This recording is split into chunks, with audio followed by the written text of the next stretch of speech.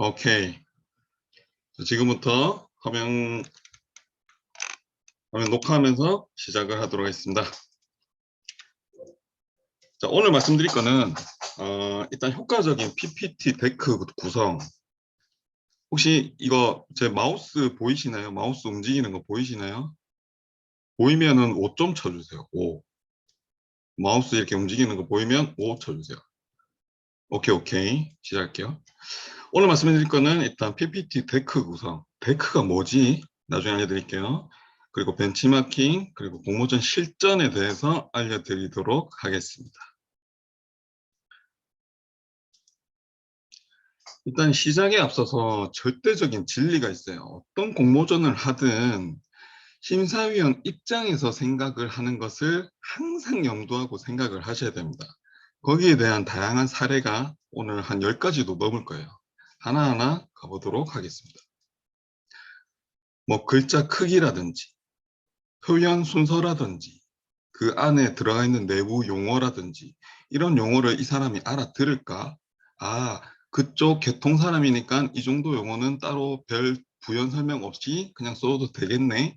이런 것들을 계속 염두하면서 쓰셔야 됩니다. 그리고 여러분들이 어떤 공모전을 제출하잖아요. 그러면은 그 기관에서 각 심사위원들에게 맡겨요. 그 심사위원은 뭐 외부 전문가나 교수님이나 다양한 사람이 있는데 그 사람들한테 맡겨놓고 딱 프린트해서 그거를 쫙 이만큼 쌓인 거를 보라고 줍니다. 이만큼 쌓이는데 대부분 기억을 못해요. 그 사람들 사람이거든요. 그래서 기억에 남는 몇 개만 남기고 또는 논리 구조가 강한 이거 정말 잘 표현했더라 이런 것들 몇 개만 기억을 합니다. 자, 이렇게 사람들이 이렇게 앉아가지고 실제로 이런 식으로 앉아가지고 좀 뭐고 미리 프린트한 거를 이렇게 하나씩 보는데 대부분은 이런 심사 항목이 있습니다. 예를 들어 뭐 실현 가능성, 유용성, 뭐 창의성, 논리성 이렇게 따로 이 항목별로 이렇게 점수를 매길 수 있게 돼 있습니다. 그래서 어떻게 하느냐? 저도 심사를 가본 적이 있었습니다. 저도 놀랐는데 이런 식으로 하더라고요. 한번 쫙 둘러보고 나서 프린트된 걸 다 읽어보고 나서 자, 여러분 누구를 떨어뜨리고 거기서 채점을 할까요? 또는 누구를 어느 게 제일 좋았나요?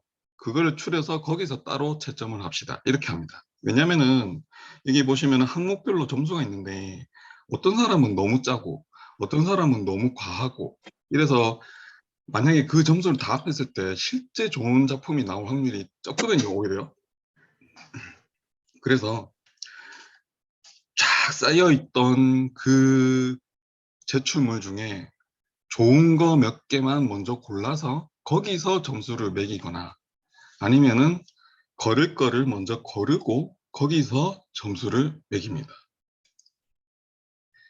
그래서 여러분들이 제출하는 그 제출물은 일단 간단해야 되고 그리고 너무 길어도 안 좋습니다.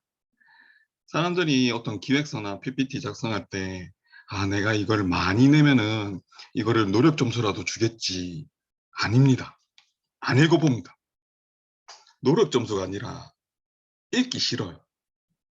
여러분들이 심사위원의 입장이 돼보세요. 이만큼 읽어야 되는데 하루에도 한 수십 개의 문서를 읽어야 되는데 너무 길다.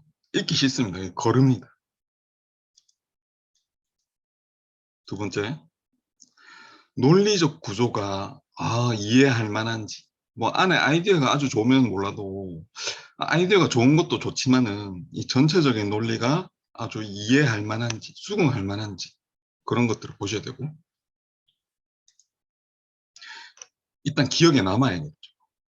제가 여러분들 한 명 두 팀, 세 팀, 네 팀이 하다 넘어가서 10팀 좀 열 팀 좀 넘어가면은 이전에 뭐 읽었더라 기억이 안 납니다. 근데 하나 딱 그거 괜찮았는데 그거는 기억이 납니다. 그거는 따로 일부러 그 따로 뽑아 놓습니다. 그 오디션 프로그램 보면은 뭐 슈퍼패스, 뭐 슈퍼스타 K 할 때 뭐 점수는 전체적으로 다른 사람은 낮게 평가했는데 이 사람 무조건 해야겠다 싶어서 뭐 슈퍼패스 쓰잖아요. 그런 것처럼 기억에 남는 뭔가 있으면은 그 심사위원은 이거는 따로 우리가 따로 채점을 해봅시다. 심사를 해봅시다. 이렇게 가는 겁니다. 그래서 일단은 심플해야 되고 논리적인 구조가 맞아야 되고 무엇보다 기억에 남아야 돼요. 이걸 어떻게 하는지 하나하나 가봅시다. 저랑. 일단은 또 PPT 발표의 핵심 정석, 뭐 도형화, 그래프화 이런 말 많이 봤죠. 뭐 당연한 말인데 이 당연한 말의 예시를 한번 보여드리겠습니다. 미안해요. 그 요번에 포스코 공모전 냈던 애 친구인데. 자, 한번 읽어볼까요?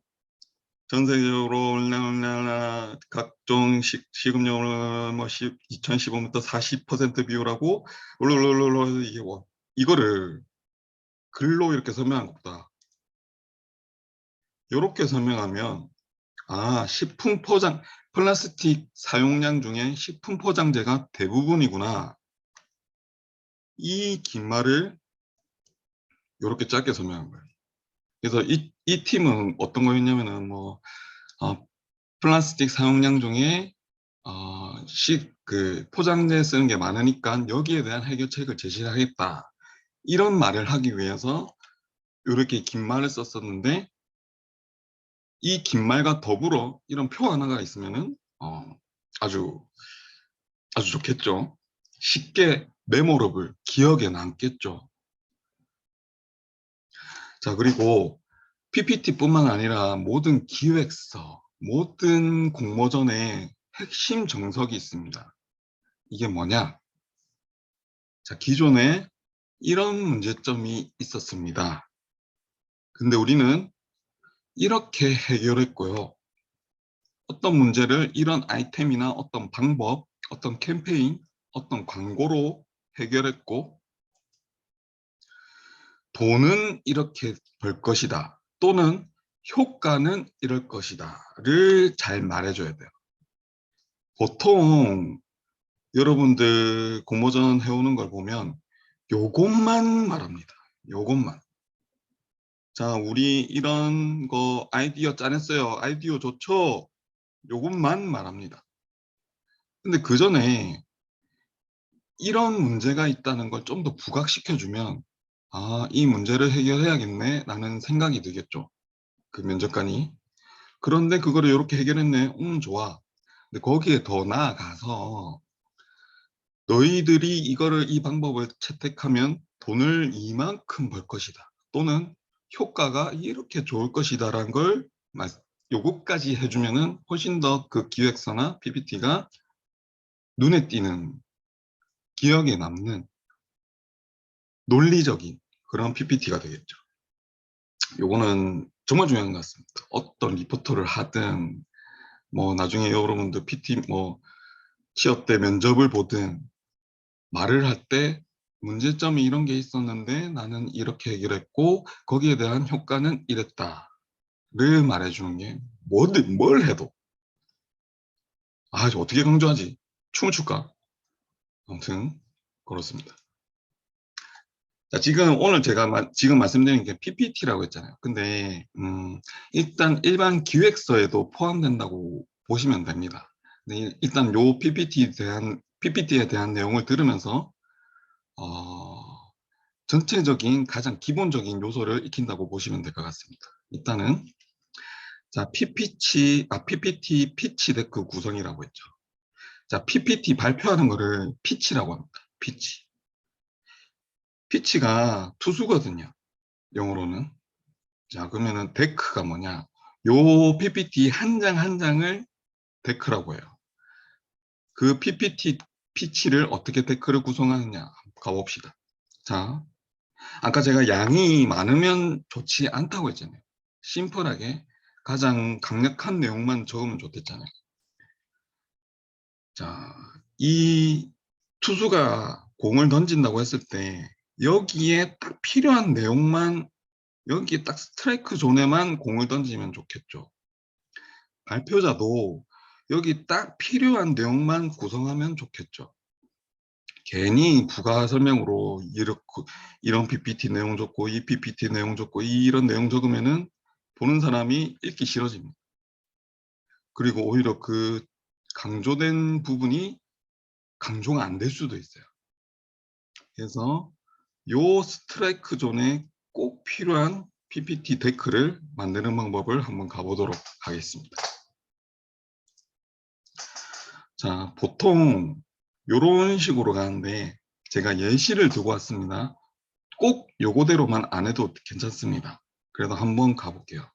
뭐 타이틀, 팀 역량, 뭐 현 문제점, 해결점, 여기에 대한 뭐 제품, 뭐 시장, 뭐 마지막 클로징 멘트 하나하나 한번 가볼게요. 타이틀, 빠밤.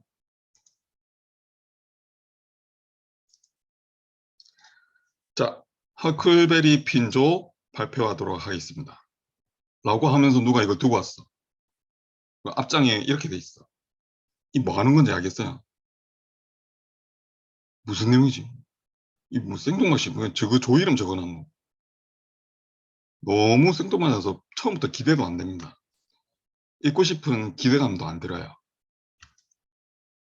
대체 뭘 말하는지를 모르는 겁니다. 조금 더 낮게 스마트폰의 미래.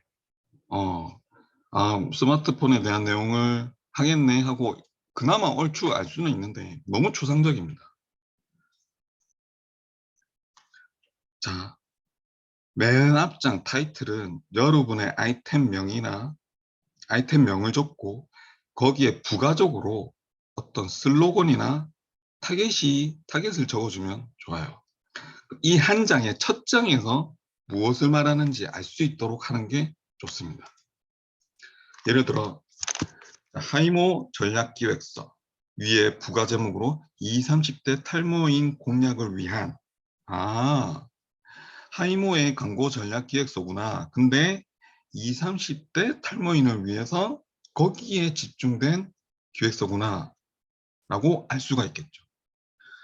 제가 바탕화면을 파란색으로 했는데 뭐 거기에 알맞은 이미지를 넣어도 좋고 뭐 디자인을 해도 좋고 그렇게 해서 첫 장에서 이 팀의 모든 걸 다 알 수 있게 해야 되는 겁니다. 이게 바로 첫인상이죠. 자, 요번에 우리 안모씨 팀이 안모씨 팀이 냈던 PPT 첫 장입니다. 자, 이 뭐 애니메이션도 넣고 아이고 잘했다. 근데 포카 전수조사라고 돼 있어요. 여러분들 뭔지 알겠어요? 뭐를 말할지 이게 대체 무슨 내용의 기획서일지 모르겠죠. 그래서 제가 요렇게 바꾸자고 말을 했습니다. 자, 포카 전기차를 위한 복합 주차 타워, 친환경 자동차 충전 허브 구축 및 운영 방안. 전체적인 주제는 요런 건데 여기서 우리들의 아이디어는 요런 겁니다. 거기에 대한 우리의 이름은 요겁니다. 자, 요렇게 있는 거랑 요렇게 있는 거랑 많이 다르죠. 이런 식으로 첫 장에 무엇을 말하려는지 한 줄, 이 한 줄로 모든 걸 다 설명할 수 있는 말을 쓰셔야 합니다.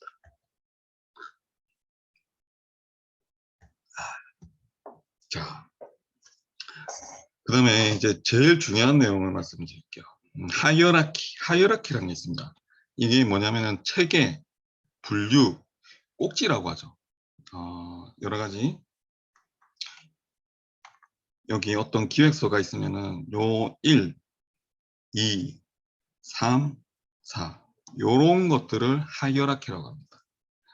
우리가 전체적인 내용을 어떻게 설명하지?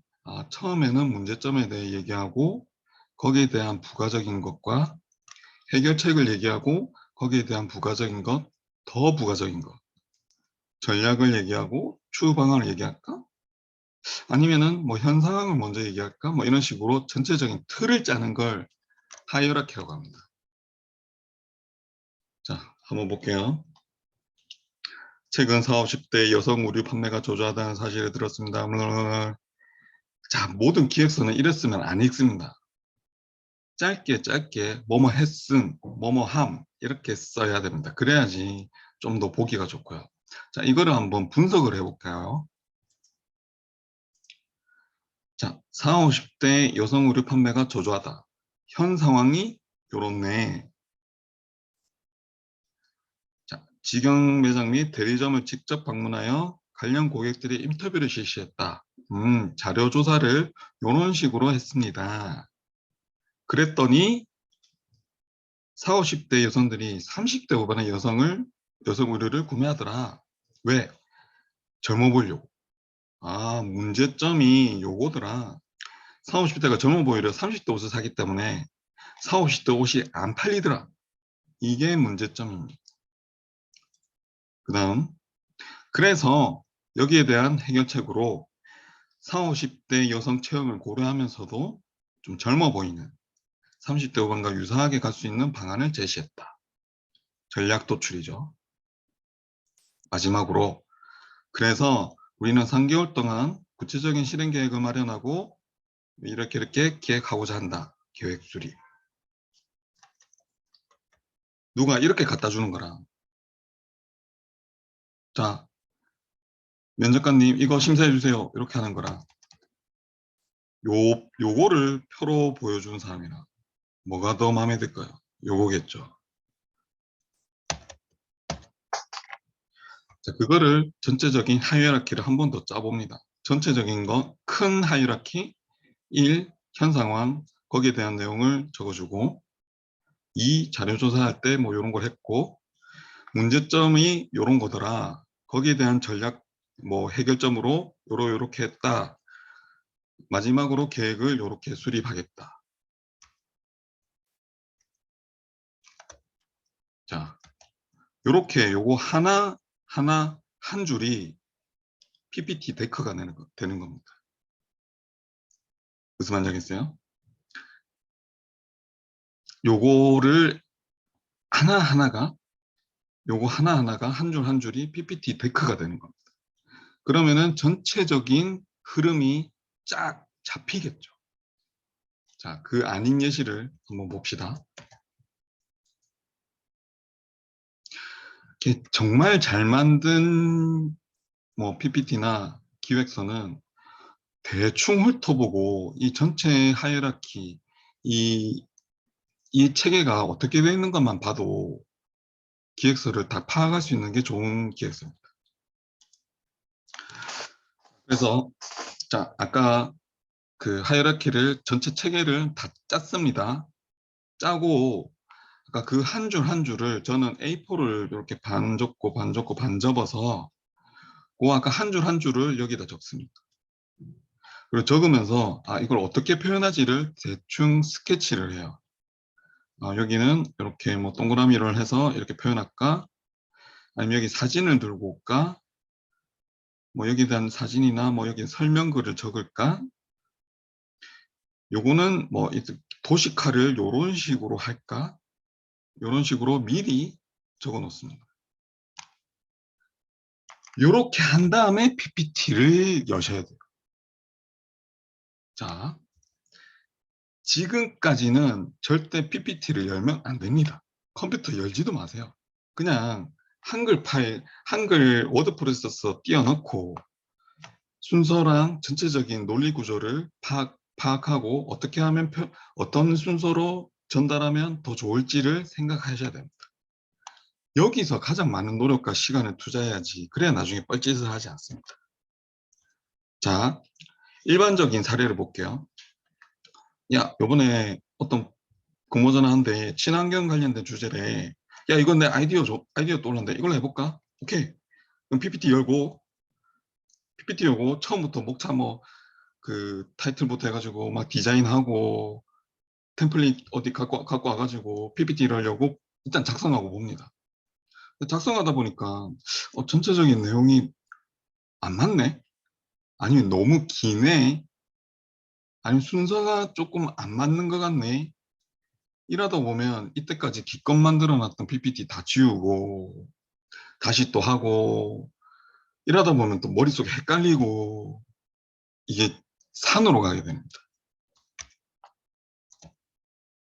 또 거기에 대해서 이제 와서 다른 아이디어가 추가돼. 야, 이거 이렇게 하면 안 돼? 이러면은 다른 팀원 입장에서는 야, 이때까지 뭐 하다가 왜 인제서야 말하고 이렇게 일별의 조짐이 보이게 되는 겁니다. 네. 다행히 여러분들은 그런 팀이 아직 없어서 다행인데, 예. 진짜 이러다 이별하게 됩니다. 자, 근데 그러면은 제 식대로 가볼게요. 어떤 아이디어가 떠올랐어. 야, 친환경 관련해서 이런 아이디어가 떠올랐는데, 일단 우리 전체적인 목차를 구성해보자.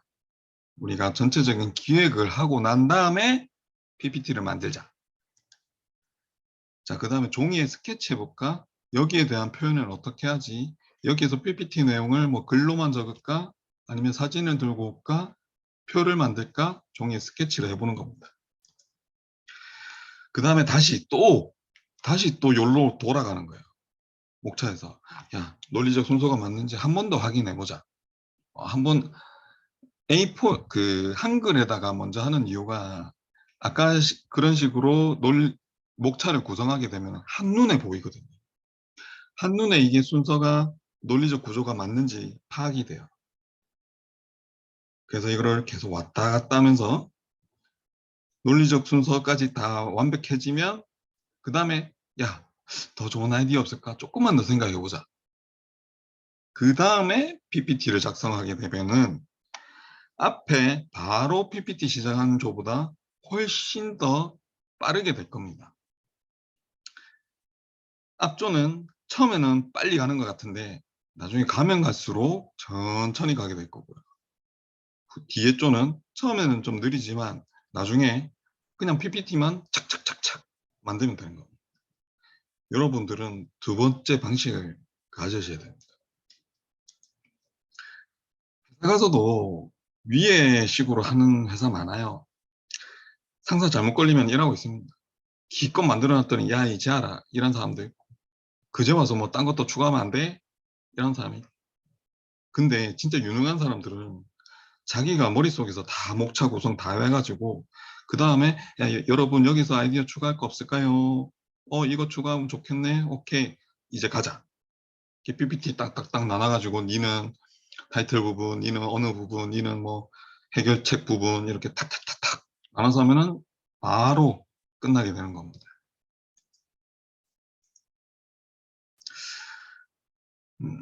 가끔 머리가 너무 잘 돌아가서 그냥 아까 이런 거 안 해도 그냥 착착착착 만들어질 때가 있어요. 근데 그럴 때 별로 없습니다.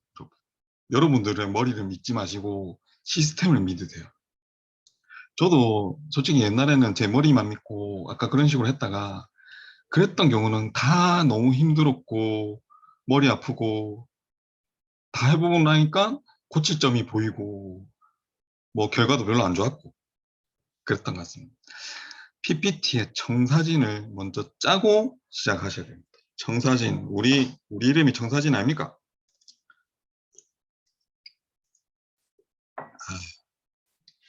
자, 그 다음 팀 역량. 팀 역량 안 적어도 되고 적어도 되는데 저는 조금 적는 걸 원합니다. 공모전의 주제에 따라서.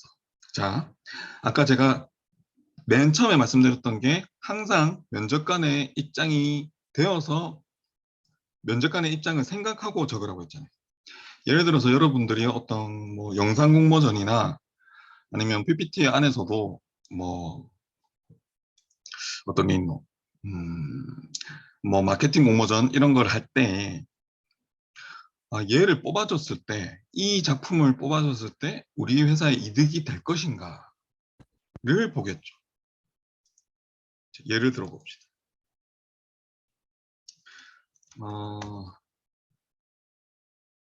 예를 들어 뭐 회사 마케팅 공모전이나 뭐 영상 공모전이 있다.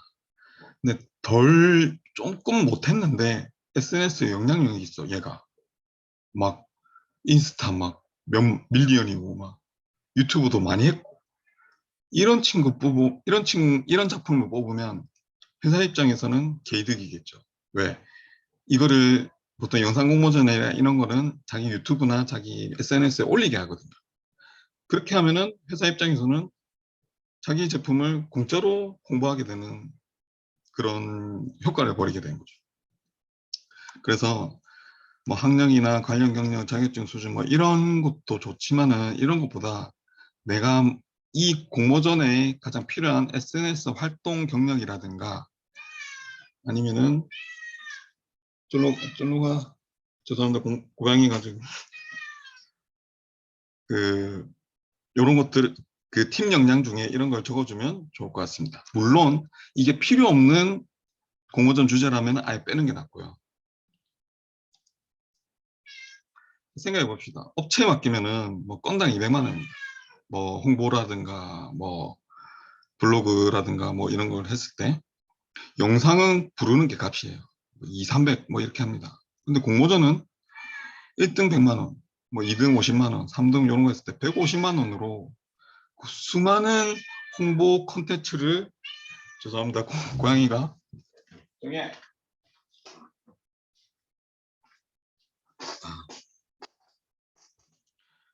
150만 원으로 수많은 영상 콘텐츠와 수많은 전략 기획과 수많은 마케팅 요소들을 받을 수 있게 되는 거겠죠.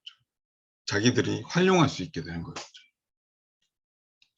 그래서 그거를 어떤 팀을 뽑아줬을 때 이게 더 효과가 있을까? 회사 입장에서는 내용은 조금 덜 좋지만 얘 영향력 있는 친구를 뽑는 게 회사 입장에서는 좋을 것 같습니다. 저라도 그럴 것 같습니다. 이 얘기를 한번 해드리고 싶은데 제가 2005년도에 전역했었는데 그때 블로그 이제 다 끝났다 늦었다 이랬었어요. 근데 2015년도에 창업할 때도 블로그 이제 다 끝났다 늦었다 막 이런 얘기가 들었었어요. 유튜브도 2018년도에 이제 다 끝났다 늦었다 이 얘기를 들었었습니다. 근데 지금 늦었나요? 지금도 블로그 엄청 많이 쓰고 유튜브도 계속 하고 있죠. 지금 여러분 대학생 때 뭔가 차곡차곡 블로그라든지 여러분들의 SNS라든지 이런 것들을 만들어 놔서 내가 어느 정도 영향력이 있는 사람이 되면 나중에 여러분들이 거기 관련된 어떤 홍보가 필요한 어떤 공모전에 도전할 때 큰 도움이 될 겁니다. 구름이, 고양이가 많이 시끄럽네요. 들어가.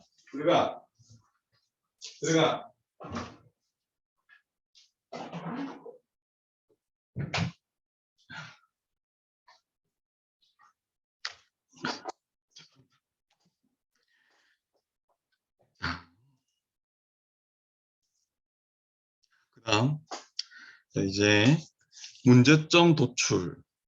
문제점 도출에서는 어떤 게 중요하냐면은 문제라 생각하지 못했던 것들을 콕 집어서 문제라 일깨워주는 것. 이게 중요합니다. 자, 여러분들이 어떤 아이디어를 떠올렸을 거잖아요. 그럼 이게 왜 필요한지를 말할 수 있는 게 문제점이잖아요. 문제점 도출이잖아요. 이 문제점을 해결하기 위해 우리 아이디어가 필요하다. 그래서 우리 아이디어가 부각되려면은 이 문제점에 대해서 좀 더 강하게 어필해야 된다라는 논리가 되겠죠. 우리의 아이디어를 부각시켜 줄 수 있는 단계입니다. 뭐 흔한 말로 이런 말이 있습니다. 문제점은 페인킬러가 돼야지 비타민이 돼서는 안 된다. 왜? 비타민은 없어도 되고 페인킬러는 없으면 안 되잖아요.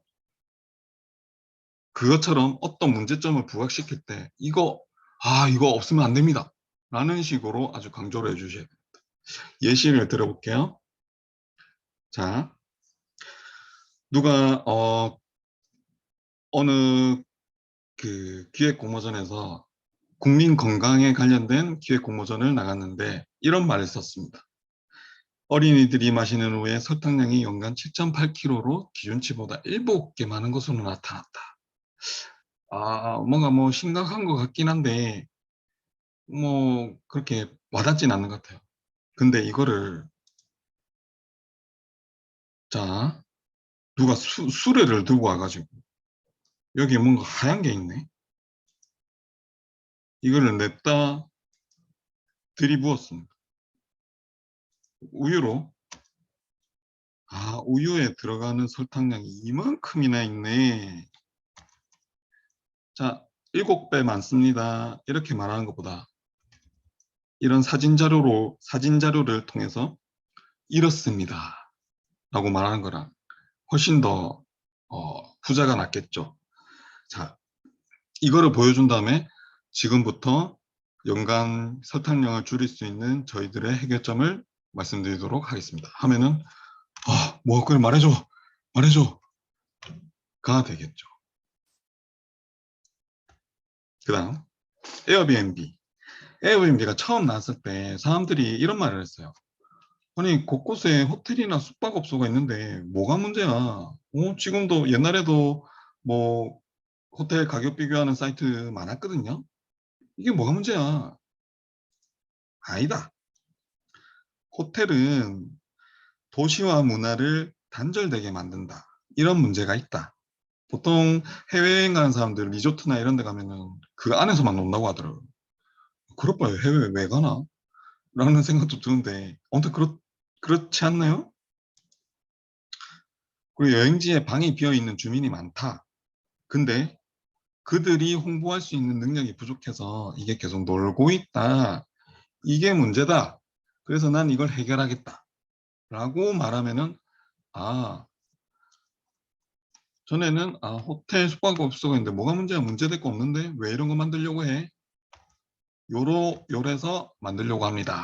하면은 그래 한번 들어볼까? 라는 생각이 들겠죠. 예를 들어 녹차 스타트업이 있었습니다. 이 사람들이 자기 회사를 만들려고 했을 때 이미 녹차 제품 많은데 마트 가면은 막 넘치는데 뭐가 문제야? 아니다. 지금껏 유통사가 85% 마진을 먹었다. 그래서 소비자는 낮은 퀄리티에 높은 비용으로 구매했다. 그리고 농부는 너무 낮은 이익을 가져갔다. 이게 문제였다. 그래서 우리는 이렇게 해결하겠다. 라고 말하면은 그래 들려줘가 되는 거겠죠. 문제점이 내가 봤을 때는 문제점이 아니라 생각하는데 그럼 그다음부터는 보지도 않습니다. 눈으로는 봐도 그냥 별로 눈에 들어오지도 않습니다. 근데 공감이 가게 되는 그런 문제점을 이렇게 같이 던지고 시작하면은 어, 훨씬 더 나중에 읽고 싶어지겠죠. 자, 그 다음 해결점. 자, 지금 네 번째입니다.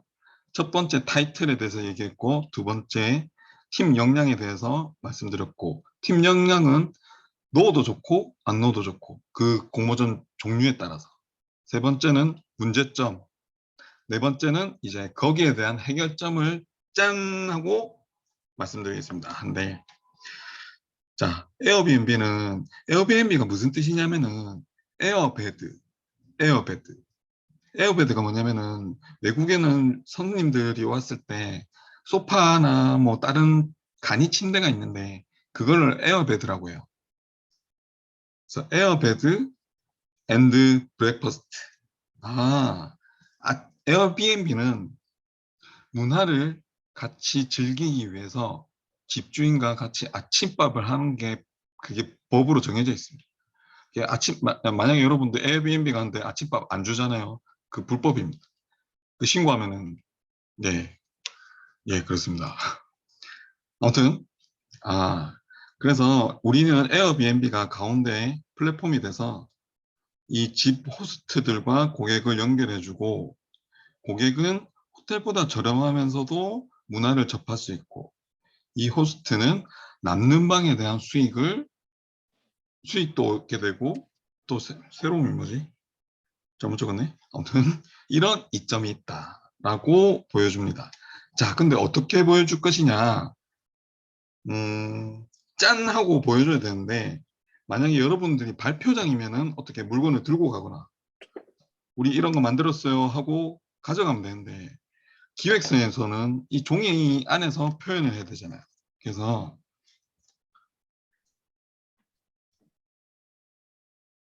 잠시만요. 그 얘기 좀 이따 할게요.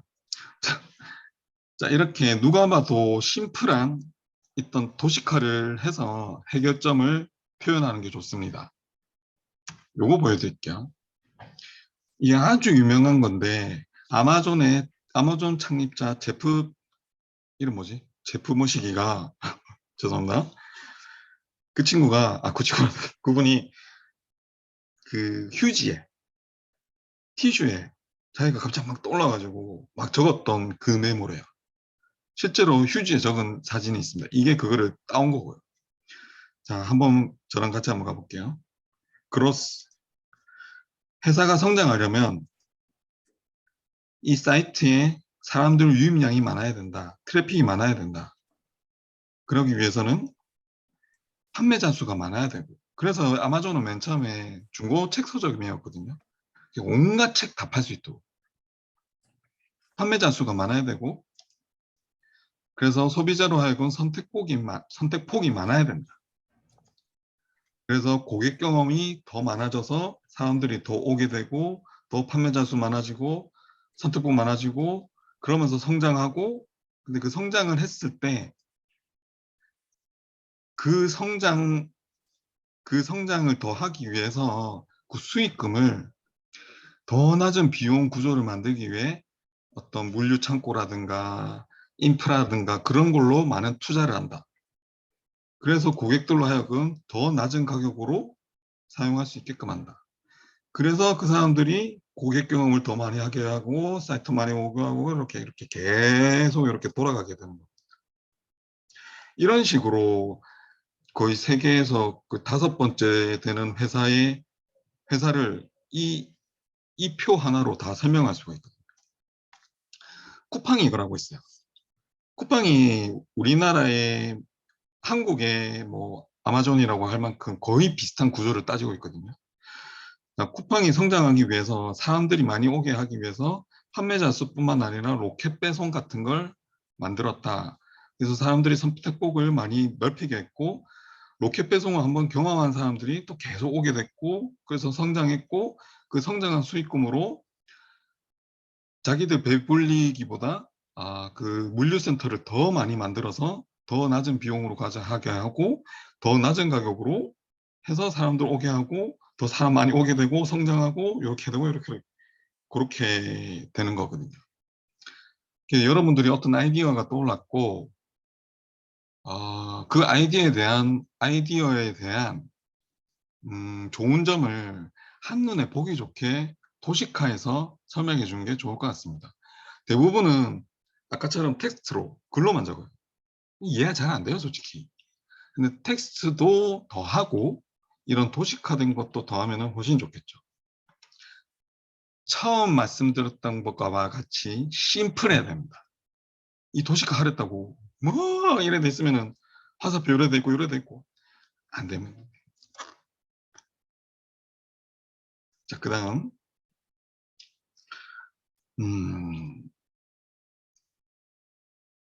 예를 들어 이게 제가 이 공모전이 하나만 말하는 게 아니라 제가 전체적인 공모전을 통합해서 말씀드리기 때문에 조금 헷갈릴 수도 있는데, 자, 지금까지 해결점이었고 이 해결점을 해결하기 위해 우리는 이런 제품이나 이런 아이템을 갖고 나왔습니다 하고 짠하고 보여줘야 되는데, 그게 마케팅 공모전에서는 IMC 광고 전략이에요.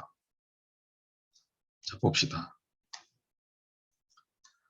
예를 들어 에어비앤비다. 에어비앤비는 자기 제품을 그 핸드폰을 갖다 줄 수는 없으니까 여기다가 그 버튼 눌렀을 때 어디로 메뉴가 이동되는지를 보여주면 좋겠죠. 자, 여러분들도 만약에 어떤 아이디어가 떠올라서 이런 걸 어플로 만들면 좋겠는데 어플을 만들 수 없더라도 그 버튼 눌렀을 때 뭐로 넘어가고 그 다음에 화면이 어떻게 넘어가고 그거는 어느 정도 구현이 가능하잖아요. 디자인으로만, PPT로만. 그런 식으로 이렇게 해주면 됩니다. 자, 뭐를 클릭하면은 이렇게 메뉴가 나오고, 자,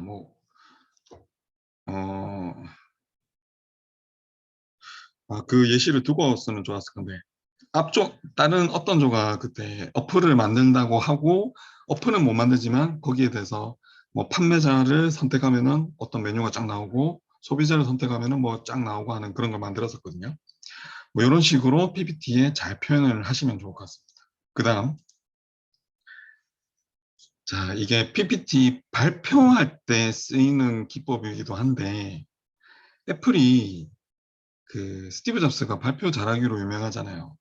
그래서 그때 처음에 아이팟 나노, 여러분 태어나기 전인가 아이팟 나노를 처음 발표할 때 어떻게 했냐면은 스티브 잡스가 이렇게 막 걸어 다니면서, 자, 오늘 저는 여러분 오늘 제 바지에 여기 동전 주머니가 있었는데 저는 이때까지 이 동전 주머니의 쓸모를 몰랐습니다.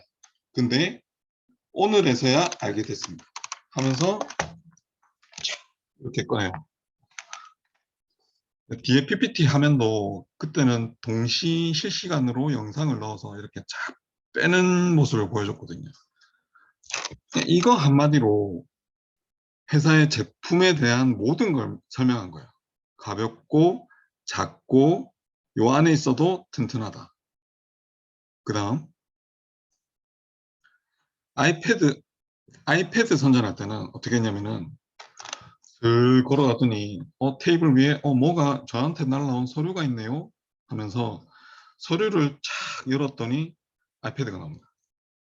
아, 이만큼 얇고 이만큼 서류가 찢어지지 않을 정도로, 서류 봉투가 찢어지지 않을 정도로 가볍고 요 정도 크기다. 이거를 하나하나 글로 텍스트로 이렇게 하는 것보다 그냥 한마디로 이렇게 보여준 거죠. 그래서 여러분들이 발표할 때 이런 식으로 해도 좋고, 발표가 아니라 그 PPT만 제출하는 거였으면은 어떤 이런 연출을 해서 사진 한 방 찍어 놓고 올려놓으면 그걸로 다 표현이 되겠죠. 그 다음 비즈니스 모델. 자, 뭐 이 다른 말로 뭐냐면은 수익성, 뭐 사업 타당성, 뭐 이런 거거든요. 이 아이디어를 채택했을 때 이런 사업적으로 타당하다, 이걸 보여주는 건데 여기서 좀 힘들어하는데, 저도 좀 힘들긴 하지만 이런 식으로 하면 좋습니다. 예를 들어 볼게요. 아까 에어비앤비. 자, 미국에서 뭐 한 달에 또는 뭐 한 분기에 10.6 밀리언 사람들이 여행을 간다. 근데 이 사람들이 에버리지 평균 숙박비가 $20더라. 여기서 우리는 몇 퍼센트만 들고 왔을 때 이 정도가 될 것이다 라고 아주 간단하게 말했어요. 솔직히 이게 몇 퍼센트 될지는 모르지만 우리는 그냥 가정에서 이 정도는 될 것이다, 이렇게만 해도 조금 논리적 구조가 이해가 되거든요. 아까 아이폰이 처음 났을 때 스티브 잡스는 어떤 식으로 비즈니스 모델을 말했냐면, 현재 현재 휴대폰 시장이 몇천 조다, 얼마 몇천 조다. 근데 우리는 여기서 40%를 갖고 오는 걸 목표로 하겠다. 그렇게 했을 때 우리 이익이 이 정도다. 그래서 우리 아이템은 사업성이 있다 라고 말했어요. 실제로는 40% 하죠. 지금 현재 뭐 2008년도에 나왔으니까 14년이 지난 현재 그것보다 더 하죠. 대단한 것 같습니다. 아무튼 이런 식으로 사업 타당성이라고 해서 막 어렵게 생각하지 말고, 우리가 이런 아이디어를 하려면 얼마 돈이 필요한데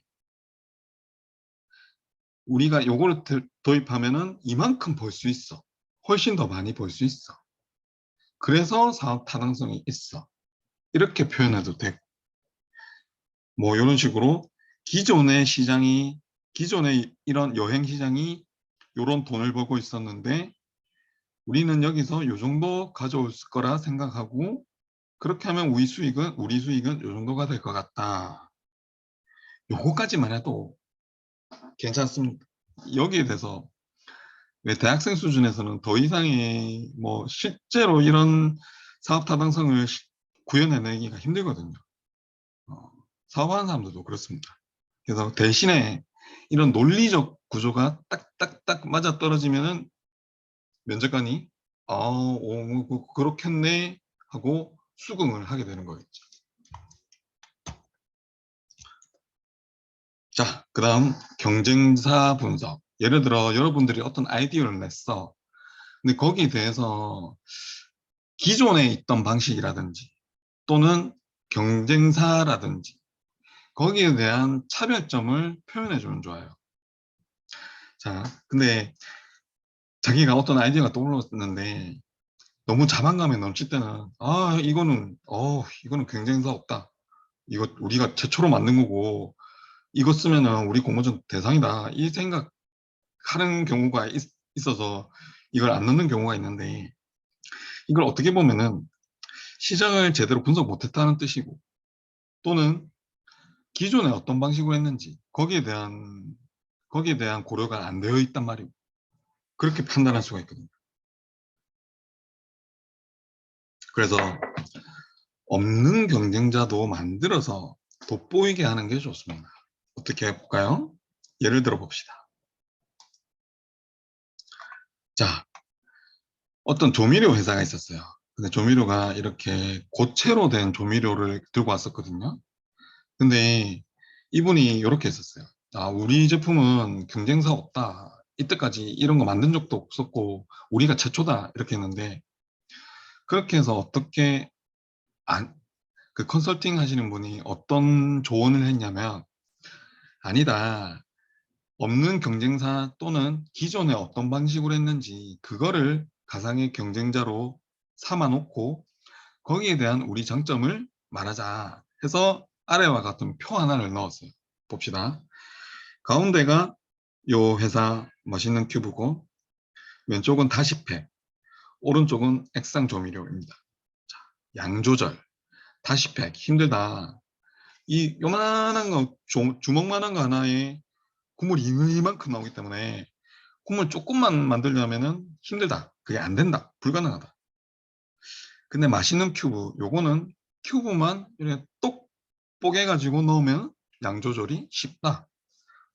액상 조미료, 간장, 뭐 연두 이런 거 숟가락에 부을 때 후루룩 나온 적 그런 경험 있죠. 힘들다. 이것도 만약에 앞에처럼 뭐 동영상을 PPT에 넣어서 이게 후루룩 넣는 그런 거를 뭐 표현해도 좋을 것 같고 계속 제가 말씀드리는 팁이 이렇게 여기도 쓰이고 저기도 쓰이고 하는 거니까 여러분들 알아서 판단해서 들으시면 좋을 것 같습니다. 잔여물. 다시 백 있다. 이 버리기 귀찮다. 이 뭐 멸치 그 우린 거 버리기 손 만지기도 싫다. 근데 맛있는 큐브는 없다. 이건 그냥 깔끔하게 넣으면 끝이다. 액상 조미료 없는데 대신 색이 변한다. 간장. 어머님들 그 요리할 때 그 좀 신경 많이 쓰는 게 깔끔해 보면 좋은데 간장 넣으면은 색깔이 티티해져 가지고 안 넣으시는 분 많거든요. 뭐 다른 방법으로 하는 분이 많거든요. 그런 식으로 해서 없는 경쟁자도 만들어서 또는 기존의 방식을 가상의 경쟁자로 만들어서 내 거를 부각시킨 겁니다. 내 거 하면 이렇게 좋다라고 말해준 거예요. 자, 마지막 클로징 멘트. 땡큐. 보통 땡큐 씁니다. 나는 이거 아까 처음에 PPT 피치라고 했잖아요. 이 한 장 한 장이 소중한데 한 장 한 장이 스트라이크 존에 들어가야 되는데 왜 쓸데없이 땡큐를 넣냐고. 봐줘서 감사하다. 말 안 해도 되는 거잖아. 그래서 아까 그 맛있는 큐브는 어떻게 했냐면 잘 먹었습니다. 자, 우리 제품을 사용하시는 모든 고객분들이 잘 먹었습니다. 이 한마디가 나올 때까지 열심히 노력할 맛있는 큐브의 누구였습니다. 라는 식으로 내용을 넣었어요. 그러니까 면접관이 마지막에 이 한마디 감동할 수도 있겠죠.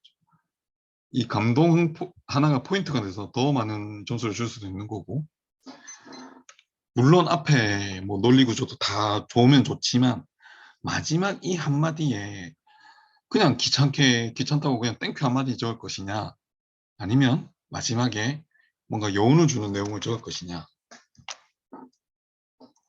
자, 만약에 여운 주는 게 잘 생각이 안 나면은 뭐 서머리, 요약된 한마디나 요약된 뭐 두세 줄을 넣던가, 그렇게 해서 우리 PPT 전체의 핵심 내용을 한 번 더 정리해서 넣어주던가, 그렇게 하면 좋을 것 같습니다. 자, 제가 앞에 설명한 걸 땡큐 대신에 한번 말씀드려 볼까요?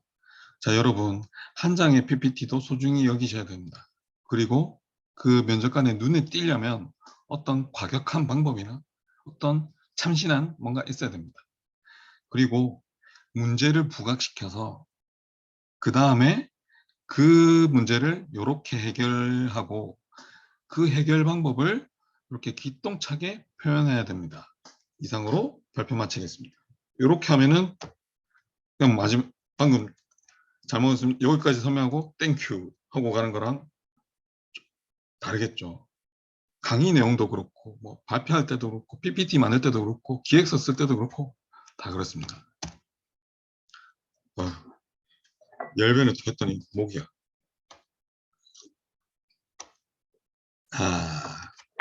여기까지 질문 있으신 분, 질문 처음 해주시는 분에게 제가 카페위드 10,000원치 사용권을 드리도록 하겠습니다.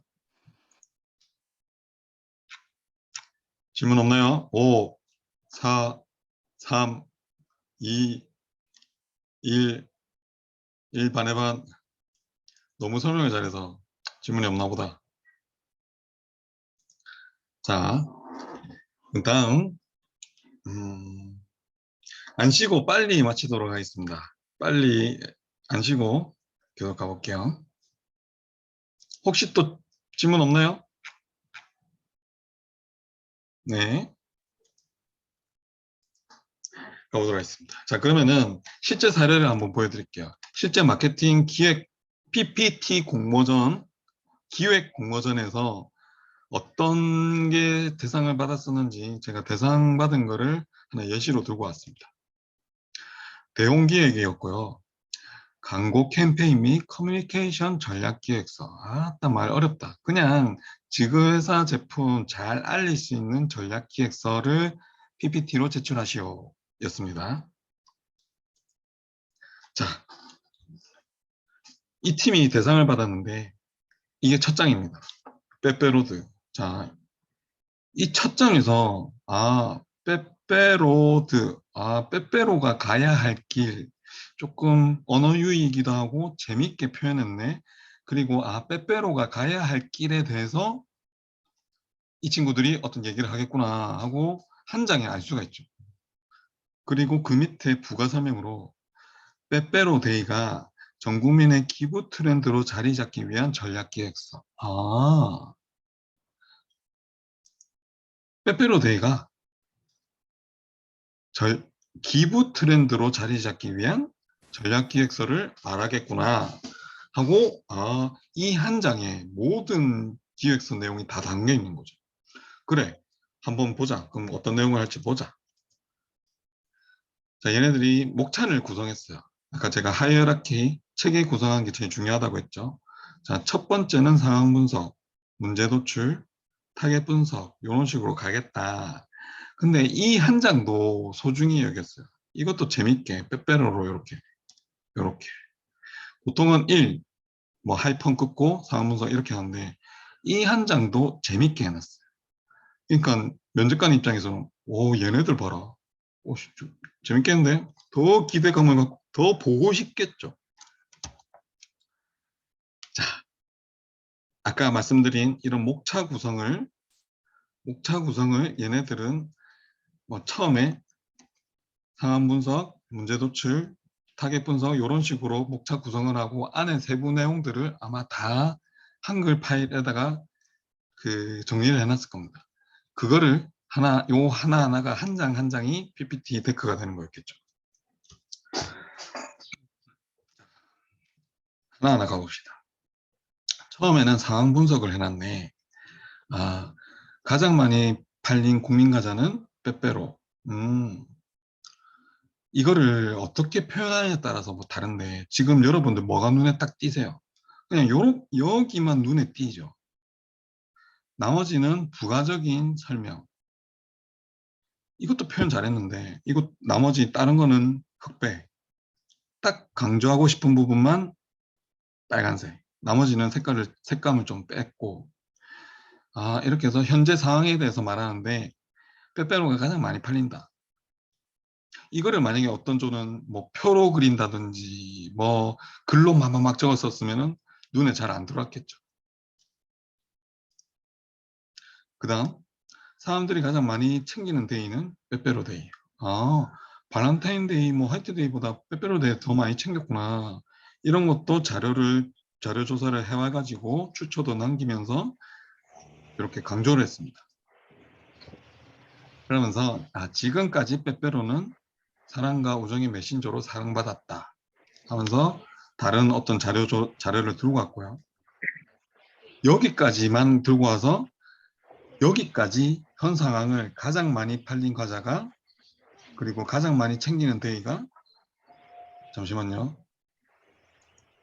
음성어 좀 해주세요.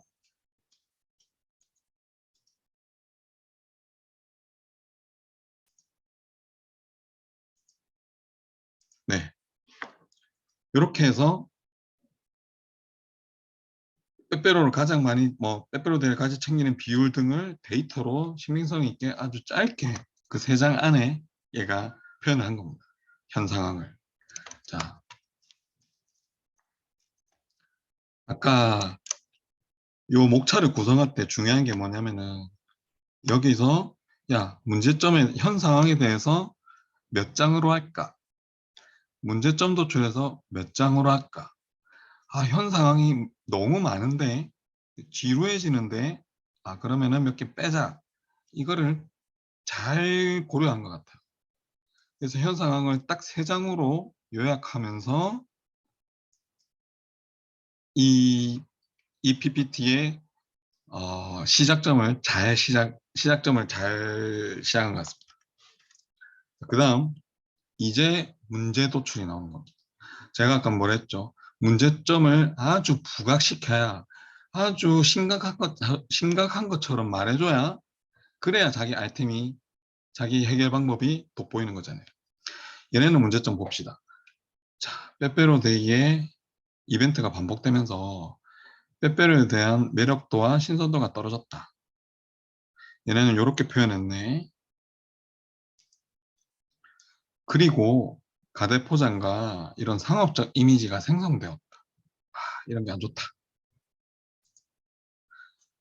이에 롯데제과는 이런 CSR이 뭐냐면 기업의 사회적 책임 어떤 봉사활동하거나 그런 활동을 말하거든요.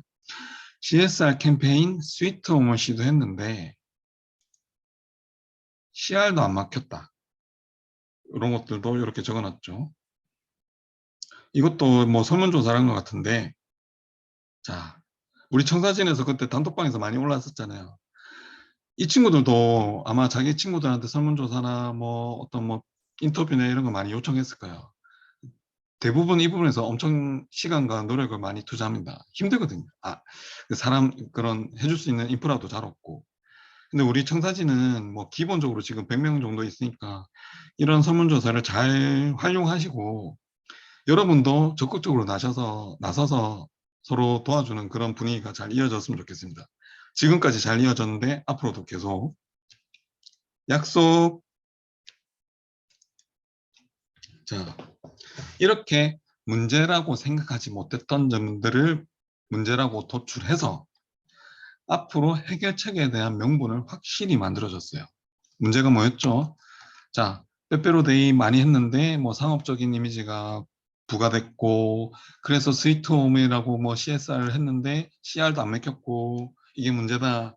그럼 이제 우리가 해결책을 제시해 줄게. 기대가 됩니다. 봅시다. 자, how to solve 어떻게 해결할 것이냐. 이제부터 자기들의 해결점을 말하겠죠. 우선 롯데제가 빼빼로 스위트홈을 인지시키고 스위트홈 몰랐죠, 여러분들? 그래서 빼빼로 스위트홈을 한다는 거 인지시키고 이 사회공헌 활동의 긍정적인 이미지가 빼빼로 데이로 전이돼야 된다. 이거 진짜 표현 잘한 것 같습니다. 자, 여러분들 PPT에 이 글 쓸 때 진짜 한 최소 5번 이상은 검토하고 어떻게 하면 간단하게 명료하게 전달할 수 있을까 써야 되거든요. 근데 이 친구들 보면은 글이 그냥 술술 읽혀요. 쓸데없는 말 단어 하나가 없습니다. 그리고 이 한마디 전이돼야 된다. 자, 여러분들 그 나이키나 특히 뭐 애플이나 어떤 광고들 보면은 자기들 제품에 대한 특징을 말 안 해요. 근데 그냥 뭐 스포츠 선수 열심히 하는 거 보여주고 막 이렇게 합니다. 근데 그 이미지를 자기 제품에 전이시키는 거예요. 이게 아주 강력하고 아주 효율적인 마케팅 기법이거든요. 얘네들은 그래, 기왕하는 봉사활동 그거를 빼빼로 데이로 전이시키자. 그래서 상업적으로 변질됐던 그런 빼빼로 데이에 대한 이미지를 요걸로 전이시키자라고 하는 겁니다. 자, 그러면 어떻게 될까? 하고 자기들이 이제 그 자기 아이템에 대한 내용을 설명이 나오겠네. 실제로 나오고 있죠. 주된 타겟층은 Z세대다. Z세대의 특징이 이렇다. 여기서 저는 똑똑하다고 생각한 게 뭐냐면은 이, 이 공모전 내신 분이 꼭 똑똑하다고 생각했던 이유가 회사의 니즈를 정확히 파악한 것 같아요. 이게 무슨 말이냐? 제가 첫 시간에 얘기했지만 지금 회사에서는 Z세대 잡으려고 난립니다. 왜? 여러분 세대는 너무 달라요. 진짜 많이 달라요. 기존에 해왔던 방식과 너무 달라요.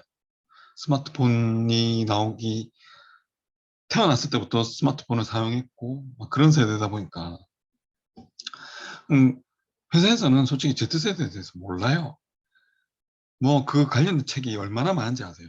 90년대생이 온다, 뭐 90년대생 공략법, 90년대생 인사 교육 방법 뭐 그런 게 책이 엄청 많은데 그래도 모릅니다. 근데 자기가 이 제출자가 Z세대니까 우리만 믿어. 우리가 제일 잘 알아. 그래서 우리가 이런 특징을 설명해 줄게 라고 말해주고 그래서 회사 입장에서는 오 그래 너희가 Z세대의 특징에 대해서 알아서 조사하고 말해줘서 너무 고맙다 라고 하는 거겠죠. 자, 그 다음 뭐 타겟 분석하고 뭐 이러이러한 내용이 있고 이렇게 해서 하겠다 하고 자 중간에 서머리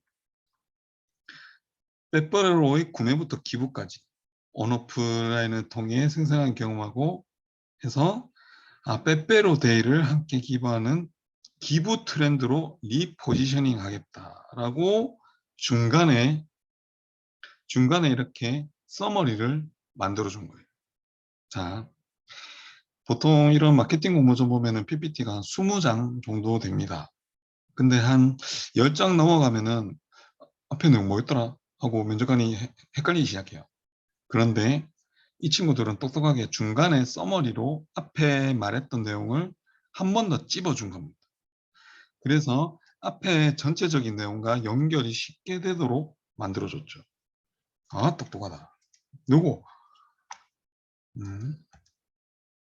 자, 이제부터 자기네들의 그 뭐 제품이라 해야 되나 아이디어라고 해야 되나 IMC 마케팅을 보여주겠습니다 라고 이제 시작을 하는 겁니다.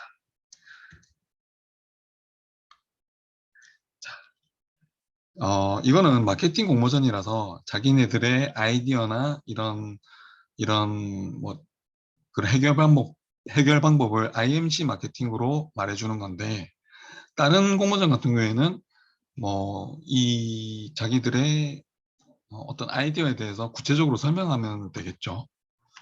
자, 일단 IMC 전략이 뭔지 한번 가보도록 하겠습니다. Integrated Marketing Communication. 아이고, 말도 어렵다. 통합 마케팅 커뮤니케이션. 한마디로 CF, 5개 광고, 전단지, 모든 요소를 다해서 어떻게 하면은 고객들에게 우리 제품 마케팅 전략을 전달할 것인가 하는 거기에 대한 아이디어를 모아놓은 거라고 생각하면 돼요. 예를 한번 들어봅시다. 간단하게 간단하게 생각해서 TV CF도 IMC 전략 중에 하나고요. 5개 광고, 전단지 이런 게 다 IMC 전략 중에 하나입니다. 근데 그 중에 독특한 걸 몇 개 한번 같이 가볼게요. 이거 어디서 많이 보셨죠? 경상대 그 몇 번 출구 가면은 부경대 후문 쪽 여기 남구 경찰서 자 총알같이 달려가 있습니다. 하고 이렇게 돼 있어요. 이 건물 자체를 광고판으로 만든 거예요.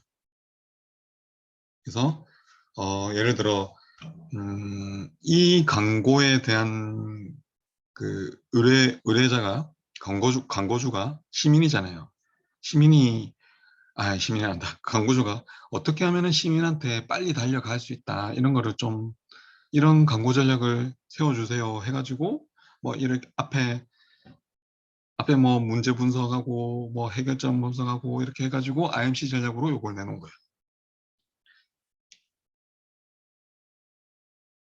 잘했죠? 대단합니다.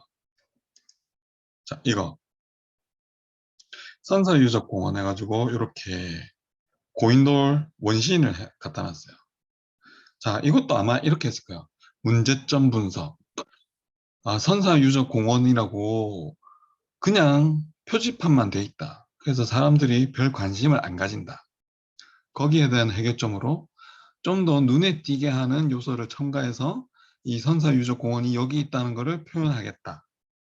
거기에 대한 방법으로 이런 식으로 해놓은 거죠. 지나가다가 어떻게든 보이지 않겠어요. 이 사람이 있는 것 같은데, 뭐지? 보니까 인형이네. 밑에 선사유적공원이 있구나. 그 다음 요런 포스터를 전봇대에 감아서 내가 겨눈 총알이 나를 향하게 한다. 뿌린 대로 거두리라. 이게 옛날에 이라크 전쟁 때 부시 대통령 이라크 전쟁 때 그 앞에 보여드린 예시가 전부 다 그 광고 천재 이재석이라고 하시는 분이 있는데 거기에 대한 내용이거든요. 그분이 다 만든 건데 그냥 전봇대에다가 요런 아이디어를 더했더니 너무 와닿는 그런 광고 요소가 된 거죠.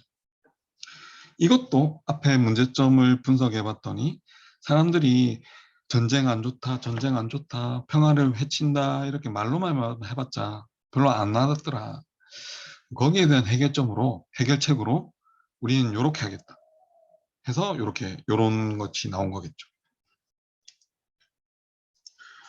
자, 이거는 한국인데 여기가 KTNG 본사래요. 거기에 크리스마스 트리로 담배꽁초로 크리스마스 트리를 만들었답니다. 자, 이것도 만약 PPT로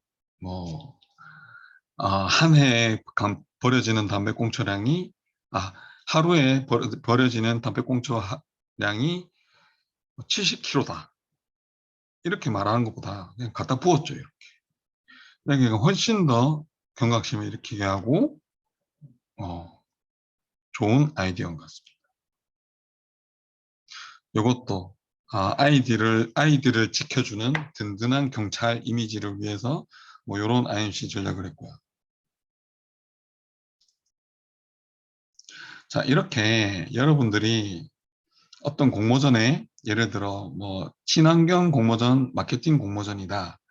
거기에 대한 IMC 전략을 짤 때 CF, 유튜브 요러한 것들을 다 생각해 올 건데 대부분 요것만 생각하더라고요. CF, 유튜브, 인스타 광고 딱 요것만 생각합니다.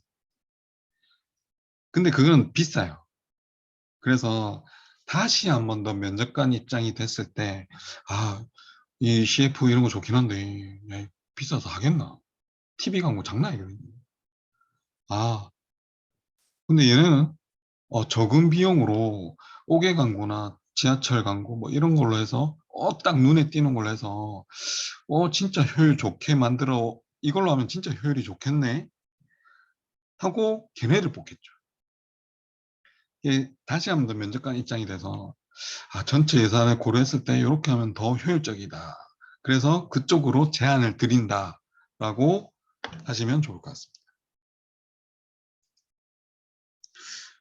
이것도 요번에 공모전 낸 팀인데 뭐 친환경 정책 해가지고 어떤 게 하면 좋겠나 했을 때 문제점을 도출한 게 기존에는 생산자에게 그러니까 공장에 어떤 정책을 가해가지고 공장 생산자 하나하나한테 이런 정책 이런 법률 만들고 이렇게 뭐 하세요 하니까 안 됐다. 그래서 생산자 말고 유통사에게 간단한 정책 하나 그게 뭐냐면 이런 그린존을 설치해서 이마트에 보면은 여기 가격표 있잖아요. 여기에 녹색으로 이렇게 색칠해서 여기에 있는 제품들은 친환경 소재로 만들어진 포장재로 만든 거다. 해서 이런 정책을 유통사에게 하겠다. 그러면은 기존에 그 생산자 하나하나 그 공장 하나하나 이렇게 관리했다면 지금은 훨씬 적은 비용으로 딱 유통사 하나만 조지면 아니 유통사 하나면 유통사 하나만 관리하면 되고 효율은 훨씬 더 좋고 실제로 지나가다가 손님들이 여기는 친환경 소재로 만들었네 나 이거 똑같은 우유인데 난 이거 먹을래 하게 되겠다 하는 방식으로 만든 겁니다. 그래서 면접관 입장에서 봤을 때는 그래요 적은 비용으로 훨, 훨씬 더 많은 효율을 창출할 수 있겠구나 라고 생각할 수 있겠죠. 이거 아직 발표는 안 났는데 저는 기대합니다.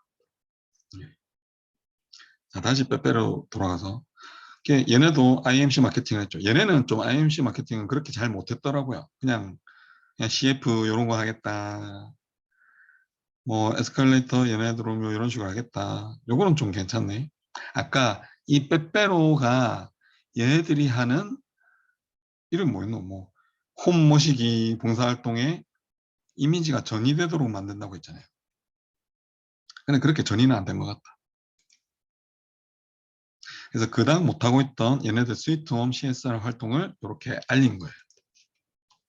뭐 요런 아이디어 요런 아이디어 IMC는 솔직히 별로였던 것 같습니다. 근데 그 앞에 논리 구조가 너무 좋았던 것 같습니다.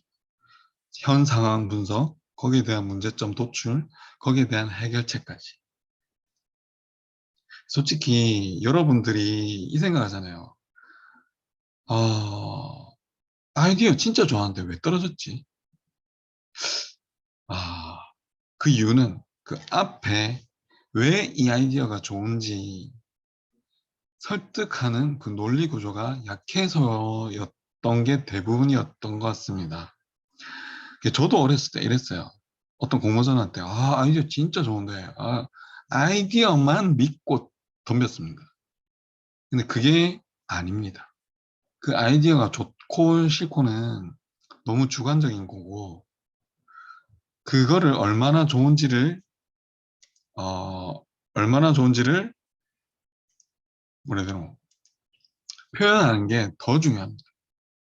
그래야 그 다음에 나오는 여러분의 아이디어가 돋보이게 되는 거고요. 이거 보세요. 그렇게 뭐 랩핑카 이렇게 하겠다. 별로죠, 솔직히.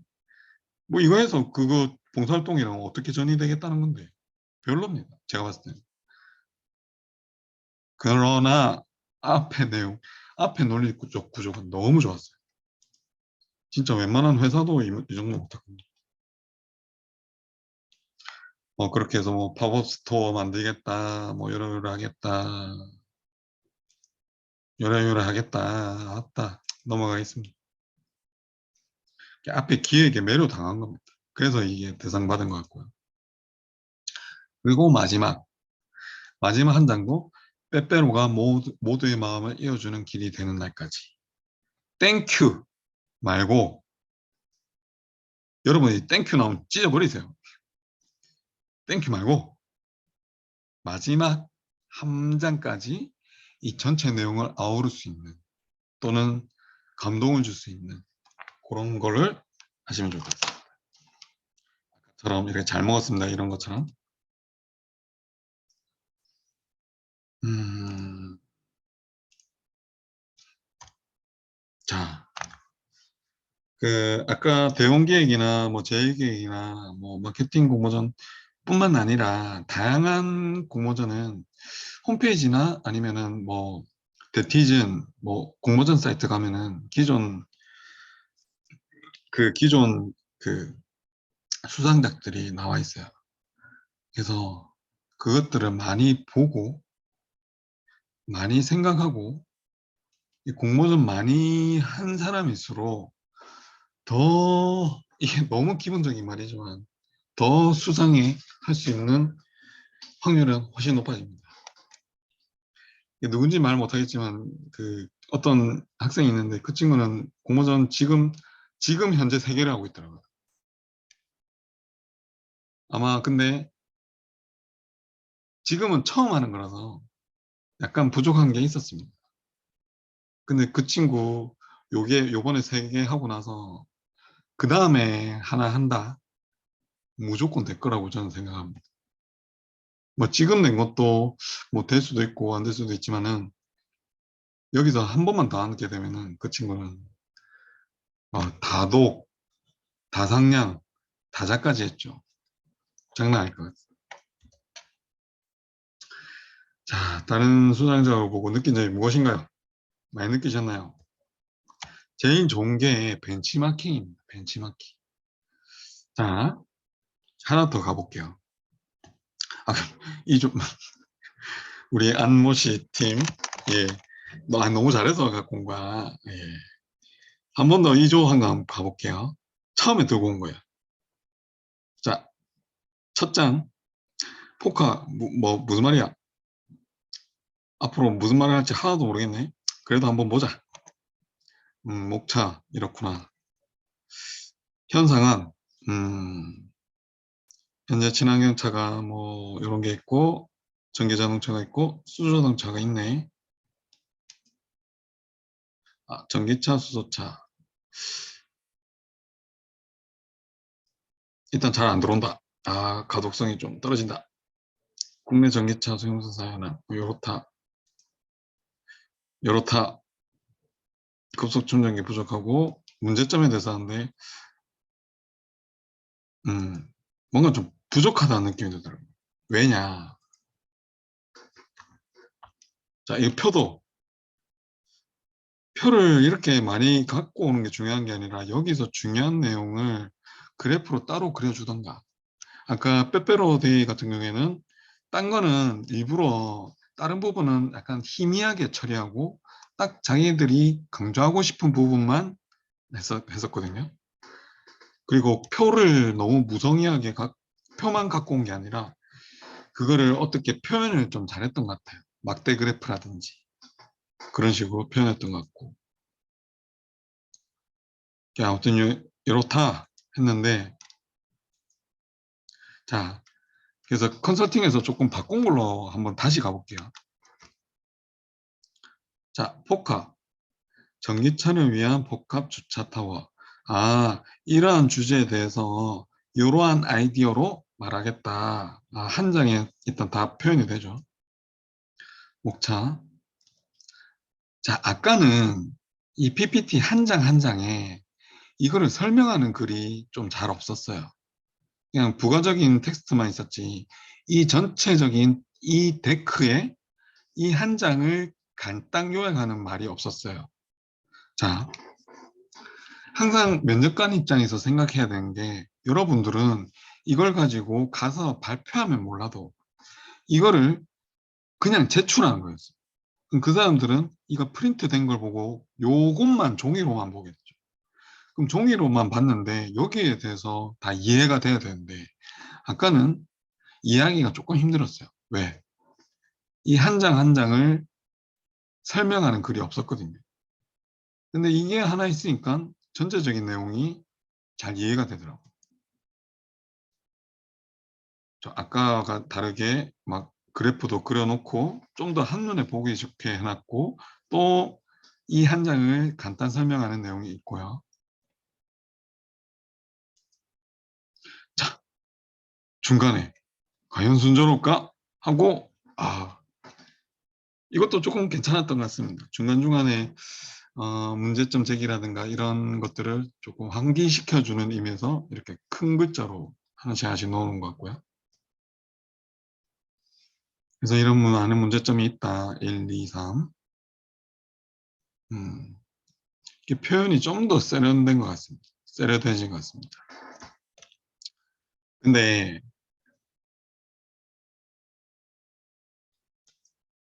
자 봅시다. 다시 한 번 더 말합니다. 면접관 입장에서 생각해야 되는 게 면접관이 읽기 편해야 되는데 자 봅시다. 여기 낮에는 바쁜 사람들을 위한 급속 천절 시설과 여유를 위한 제공. 좀 읽기 좀 힘들죠. 밤에는 완성 중한 겸 용한 뭐 좀 띄어쓰기도 좀 잘 안 됐죠. 요거를 요렇게 바꿨습니다. 낮에는 위한 것을 위한 요렇게 요거랑 비교했을 때 이거 할 때 다 같이 웃었어요. 예.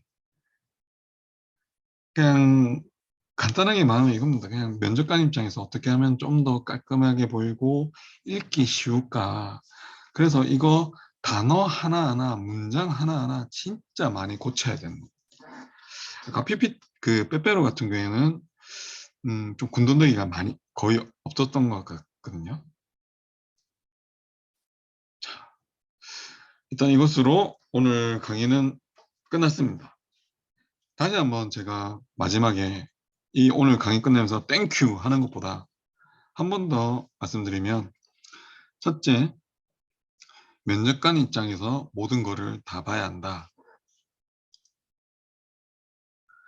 면접관의 입장에서 보면은 뭐 글자 크기라든가 아까 뭐 띄어쓰기라든가 아니면 뭐 PPT 장수라든가 중간중간에 뭐 효과라든가 그런 것들을 파악하게 되고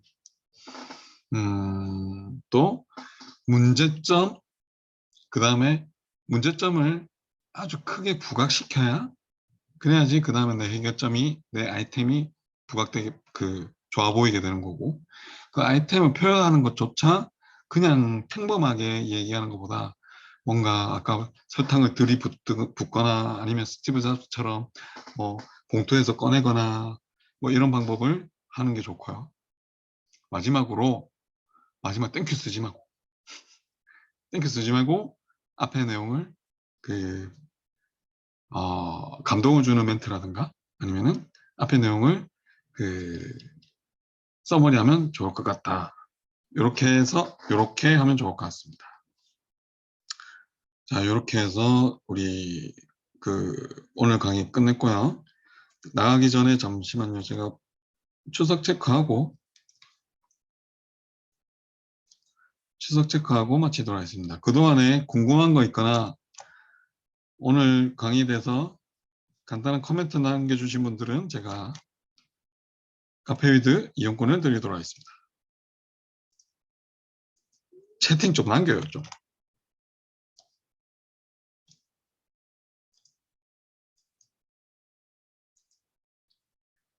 자, 줘도주는까지 해서 2페이지. 맞네.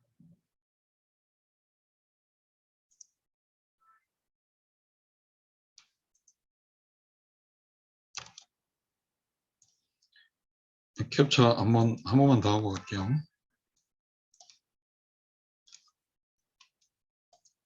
하나, 둘, 셋, 넷, 다. 하나, 둘, 셋, 넷, 다. 25 맞네.